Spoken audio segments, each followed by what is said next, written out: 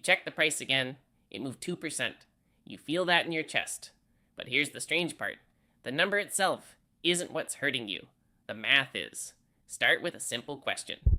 If a coin drops 50%, how much does it need to rise to get back to where it started? Not 50%, 100%. Here's why. Say you start with $100, lose half, and you're left with 50. To get back to 100 from 50, you don't need another 50% gain. You need to double your $50. That's 100% growth, just to reach zero.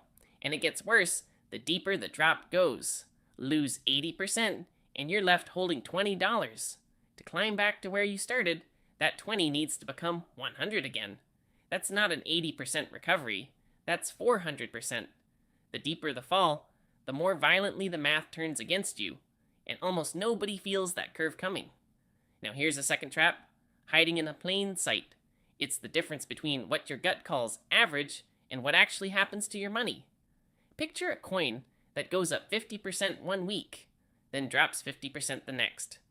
Your brain adds those together, divides by 2, and says 0. Roughly flat, right? Watch what actually happens. $100 up 50% becomes $150. Then down 50% becomes $75. You didn't break even, you lost 25%, while your gut insisted you were fine. This gap has a name. It's called volatility drag, and mathematically, it grows with the square of how wildly a price swings. The wilder the ride, the bigger the invisible tax, even when the wins and losses look balanced on paper. Here's a third piece, and it comes from a physicist, not a trader. In the 1950s, John Kelly, working at Bell Labs, solved a very specific problem. If you have a genuine edge in a bet, exactly how much of your money should you risk on it? His answer became known as the Kelly formula, and the insight inside it is brutal.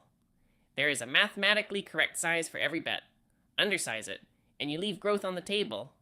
Oversize it, even with a real edge, and your long-term growth rate can turn negative, because one large enough loss can erase the benefit of every prior win. Betting too big doesn't just cost you money. It can mathematically guarantee your own decline, even while you're technically right about the trade, which leads to something mathematicians call gambler's ruin. Imagine you truly do have an edge, a real statistical advantage. Classic probability shows that with a real edge, your chance of going broke before your edge has time to prove itself shrinks the more capital you're betting with, and grows sharply the less capital you have. In other words, edge alone doesn't save you. Survival does. Most people who lose in crypto weren't wrong about the direction.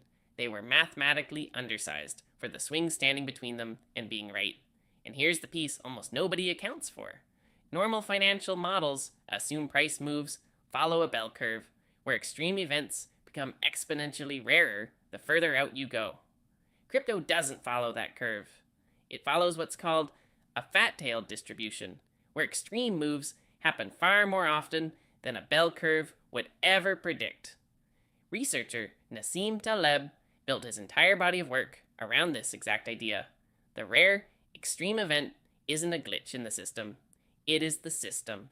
The unthinkable 50% crash that blindsides everyone isn't actually unlikely under the real math. It's only unlikely under the wrong math, the bell curve math that never applied here in the first place. Put all 4 of these together, and you get the real reason most people lose.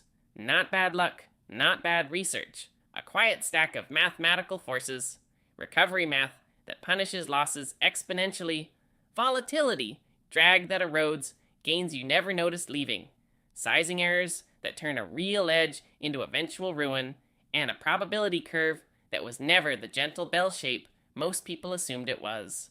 None of this requires you to be wrong about the future. You can call the direction correctly and still lose everything, because direction was never the part deciding your survival. Sizing was.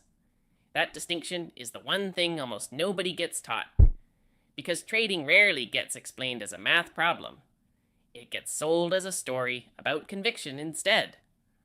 You'll probably check the price again tonight. This time, notice what you're actually looking at. Not a number, a curve. And the curve was never on your side to begin with.